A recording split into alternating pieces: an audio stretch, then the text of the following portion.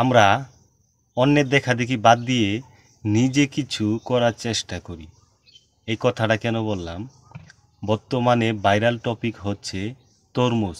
কিরে কিরে মধু রসমালাই। এখন শুধু এই ভিডিওই রানিংয়ে চলতেছে। কেন? আর কোনো টপিক নাই? শুধু এটা নিয়ে ভিডিও করতে হবে? বাজার থেকে তরমুজ নিয়ে আইসাই তরমুজ কাইটাই ভিডিও বানিয়ে ছেড়ে দিতেছে।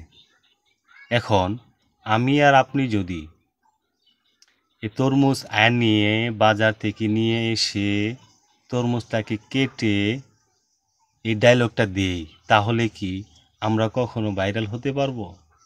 কখনোই সম্ভব না। কারণ এই জিনিসটা অলরেডি ভাইরাল হয়ে গেছে। উনি শুধু এই ডায়লগটা একদিনে বলে ভাইরাল হয়ে যায়নি। 10 বছর ধরে উনি একই ডায়লগ দিতেছে। এই যে এখন কিছুদিন হয়েছে সে ভাইরাল হয়েছে। তেমনি এমন কোনো কাজ করেন যাতে আপনিও ভবিষ্যতে ট্রেন্ডিংয়ে থাকতে পারেন, ভাইরাল হতে পারেন।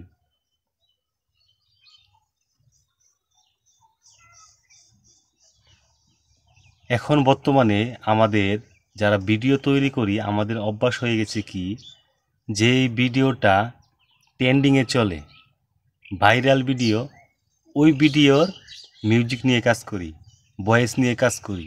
কেন? আমরা নিজে কিছু করি। দাঁড়ান কিছু এক্সাম্পল দেখাই। যেরকম ধরেন কাঁচা বাদাম। এই ভুবনদার এই কাঁচা বাদামের এই গানটা যদি আমি এখন গাই, আমি কি ভাইরাল হব? কখনোই না। কারণ অলরেডি এই জিনিসটা ভাইরাল। এই গানটা কার? এই ভুবনদার। সে ভাইরাল, এটা সবাই জানে। সেজন্য কি আমি গিয়ে ভাইরাল হয়ে যেতে পারবো? কখনোই না। রান্নু মণ্ডল, তারটা তার কাছে, তার ট্যালেন্ট সে দেখাইছে, সে ভাইরাল হয়েছে। আপনিও এমন কিছু করেন যেন নতুন কিছু, যেভাবে আপনিও ভাইরাল হতে পারেন। ভাইরাল জিনিস নিয়ে যদি আমরা সবাই ভিডিও তৈরি করি,